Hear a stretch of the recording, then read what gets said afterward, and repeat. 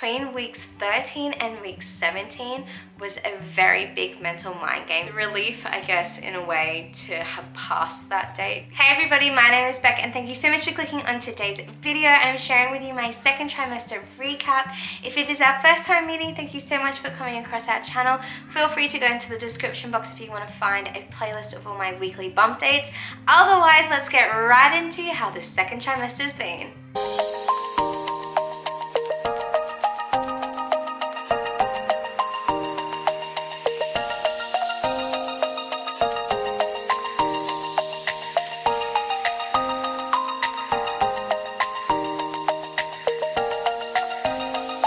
Those of you who are meeting me for the first time, this is a rainbow baby for us. So sadly last year we had a miscarriage and we lost our third child at 8 weeks. This pregnancy, the start of it was really rocky for me. Obviously we were so excited that God had blessed us with another bub. It was really good that in the first trimester I was feeling tired and I was feeling sick, and we had the dating scan and everything was going really well. And the start of the second trimester was definitely the scariest part of my pregnancy, because thankfully my morning sickness was going down and I wasn't feeling sick, but at the same time I wasn't at the point where I could feel Bubby move. I really needed that proof of life. Between weeks 13 and week 17 was a very big mental mind game for me, because even though I know that I had gotten out of that first trimester and I should be safe, I was still really anxious because I didn't want to have to go through what I had just been through with losing Alex. At 17 weeks, I was so abundantly blessed to feel Bub move for the first time, and it was just a little flutter and it was so special. I know that feeling Bub kick at 17 weeks seems to be really early, and it is, because with Amira I didn't feel it until about 20-ish weeks. With Zoe I think it was around 19 weeks, maybe 18, and I think it's just because this is my third pregnancy to this duration of gestation that I'm able to know what I'm looking for in like feeling and movements.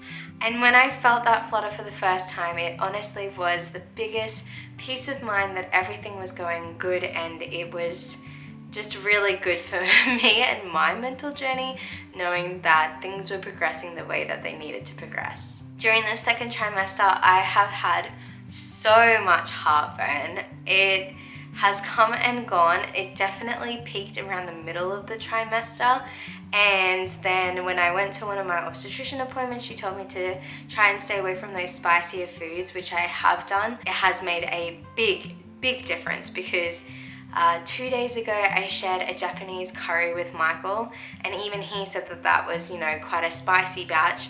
And that night I was up with heartburn until the wee hours of the morning. So staying away from those spicy foods has definitely helped with my heartburn, and kind of propping myself up a little bit has helped with heartburn. But it has definitely dissipated during my second trimester. It peaked, but it has gone down. Praise the Lord. They say that energy levels get better during the second trimester, and looking back to the first trimester, I was really exhausted. So I could see that my energy levels did elevate a little bit, but at the same time, I am a full-time working mom of 2 kids. Even though my energies increased, which I'm extremely thankful for, I was still really tired. Not as tired I was in the first trimester, but I was still not as energetic as I would have been in my second trimester for Amira and for Zoe. So my energy levels did peak, but not as much as they did in previous pregnancies. Another highlight for my second trimester is this is the first time that I have been pregnant during winter. I've always had second and third during summer and autumn, and it's been really interesting how my body is reacting to the fact that I'm feeling hotter than usual, so I'm able to wear not as many layers being in my second trimester. I have seen such tremendous growth in my stomach during the second trimester. I have definitely gotten bigger. I am constantly asked all the time if I'm having twins or how long left do I have, and I would always give the response that I was still in my second trimester. I had another one to go, and they would just go, oh, you're so big. And I know it's a way of bonding. Towards the end of my second trimester, and obviously going into my third, I'm getting to the point where when Bub moves in a certain way, I'm feeling a lot of pressure and a lot of stretching, and it can become a little bit uncomfortable. So when people comment on my size, it's not necessarily a compliment for me at the moment. I think if I was pregnant with twins, people commenting on my appearance honestly wouldn't necessarily matter because I'd have 2 kids. But it's just the one, but it is my third pregnancy to this point, and so I am just measuring a bit bigger. One thing that I am super thankful for is for every single pregnancy, every 2 weeks, I take a belly shot update. I wear a countdown t-shirt to how many weeks we are in gestation, and it's so great to see how my pregnancies have differed from Amira to Zoe to this Bub. And there is a big difference in my stomach. Obviously, abs play a major part. I was working out and being super health conscious before I fell pregnant, so it's not like I had a separation anymore. I did ask my physio and he said that my abs were back together, which was really good.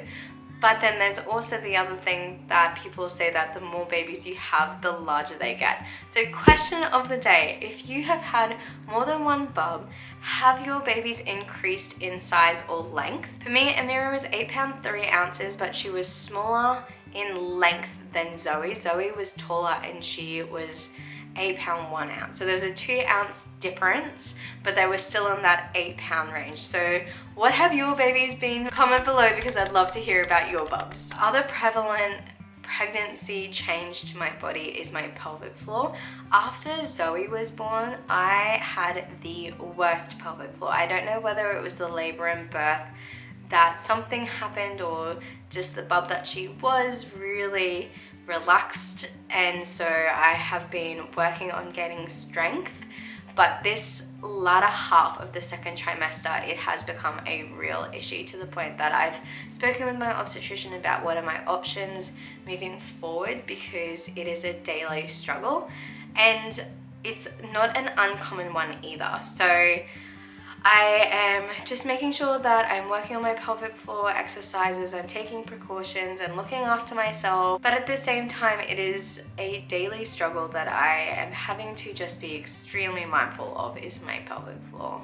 Finally, another big milestone, I guess you could say, that happened during the second trimester is the passing of Alex's due date. This was like a big day for me personally, just because during the second trimester, we had reached the point where if Alex's pregnancy had gone to full term and we were able to meet them earthside, then I would no longer be pregnant. And I guess it was both a happy day and a sad day, because it's happy that I'm blessed with having this baby and that I wasn't longing to have a child and not being able to fall pregnant, and it being just a sad day because I could focus on the fact that there was another Bub inside me, and even though this Bub will never replace the child that I had lost, it was the silver lining in the situation.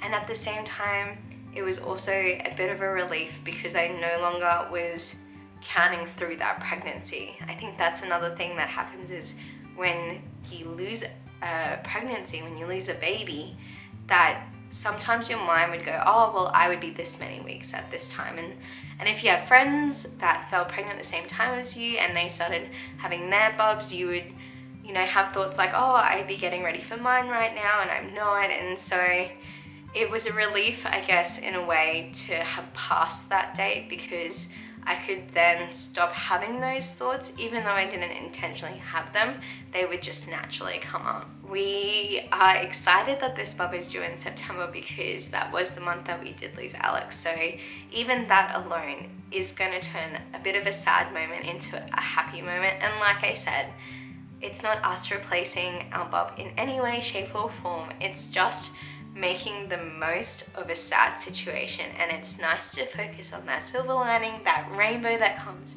at the end of the storm. So that's all the stuff that has happened for me during the second trimester. So now a quick recap of Bub's growth and development. So at the start of this trimester, Bub was the size and weight of a lemon.